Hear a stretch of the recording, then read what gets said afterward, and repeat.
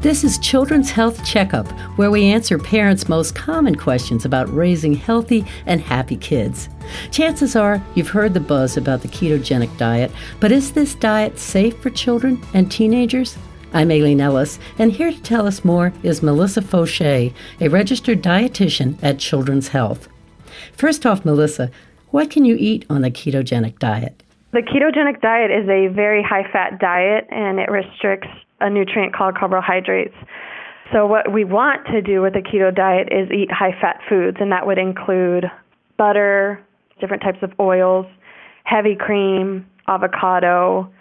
This popular diet doesn't restrict protein foods, so it would include foods such as high-fat meats, bacon, sausage, eggs are included, some nuts and seeds. Usually leafy green vegetables are allowed as well. But no fruit? No fruit. The no list, I guess, would be our carbohydrate foods, which would be breads, rice, cereal, pasta, fruits, any sort of sweets, anything sugary, juice. So it definitely restricts a lot of different foods that we're commonly used to eating. Once we get on this diet, our bodies go into a state of ketosis. And what is that? Yeah, so carbohydrates break down into something called glucose, and that's the body's preferred source of energy.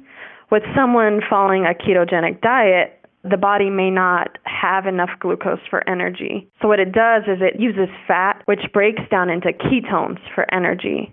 So the buildup of ketones in the blood is what leads to ketosis. So basically the body's just shifting energy sources. It's no longer using glucose, it's using ketones. It can be dangerous because ketones are acidic, and this diet can be a little bit scary if it's not monitored, actually pretty dangerous if not monitored by an epileptologist or your primary care doctor, pediatrician. A dietitian should be involved too, just because of some side effects that can occur while following this type of diet. So now you definitely do not recommend this diet for teens and for children. And why is that? There's lots of reasons I wouldn't recommend it. First, I guess, just in general, I wouldn't recommend putting a child on any sort of diet. It doesn't teach healthy lifestyle habits. It's something that's not sustainable long term. Most diets usually take away a food group. In this case, the ketogenic diet, it's taking away carbohydrates, like I mentioned, and that's just not something that we want to do for a very long time, if at all. And so those are just some things. But then when someone is following the ketogenic diet, there are several side effects that can occur, such as not receiving enough vitamins and minerals, and their growth can be impaired because of that. And then we can get back into the ketones. Those are acidic, so we can have electrolyte imbalances in our body. We can become dehydrated. We can have some nausea, vomiting, constipation. There are just different potential adverse side effects with the diet that we really need to be cautious about. And that's just some of the reasons why I just don't recommend it for a sort of weight loss diet, especially for children and teenagers. But with kids in particular and teenagers, there's another reason too, and that is that it sort of messes with their ability to concentrate. Is that correct? When your body is just shifting into this state of ketosis, it's just something that's not, I guess you could say, normal.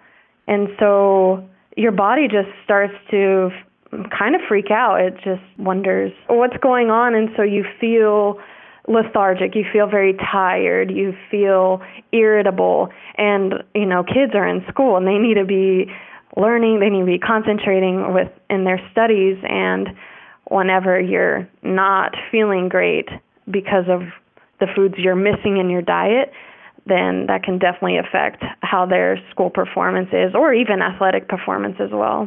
So are there any children or teenagers that you would recommend this diet for? Yes, there are, and that would be several different conditions. So one specifically, there's certain metabolic conditions that can't use glucose for energy, so they need the ketogenic diet. They need that fat to be their energy source. And some of those conditions are called pyruvate dehydrogenase deficiency, GLUT1 deficiency.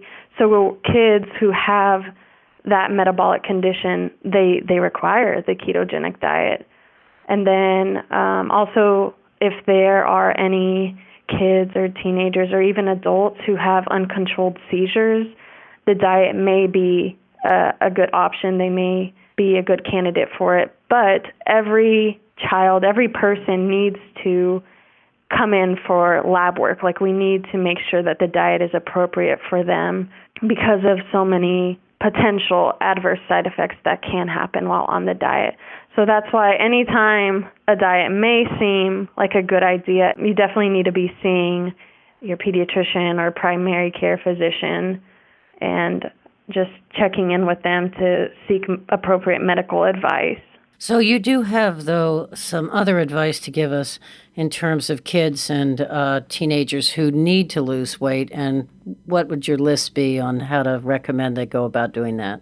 Yeah, honestly, I feel like we've kind of all heard it before, right? Like, we know about fruits and vegetables and not eating junk food or fast food, but really it comes down to each family. It's just so individualized by family because there's so many different factors that can affect whether they are choosing healthier foods or whether they're not. So really, it's just, I think, coming to see a dietitian that can work on you one-on-one and spend time, talking to you and your child about what changes can be made specifically for them to decrease the fast food or to be more active or limit the processed foods that are in the home, how to increase more vegetables in the meals or to get kids to try vegetables.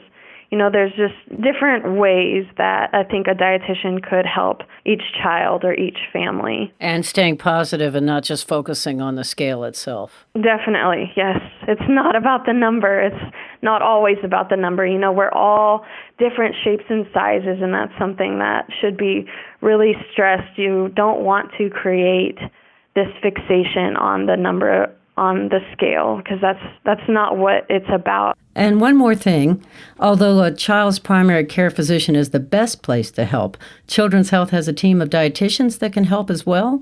Yes, definitely. We have a nutrition clinic at Children's Health that has several dietitians that can work with families very closely to, again, just help with any diet changes that need to be made or that are recommended for your child's health, and not restricting certain foods that our body actually needs.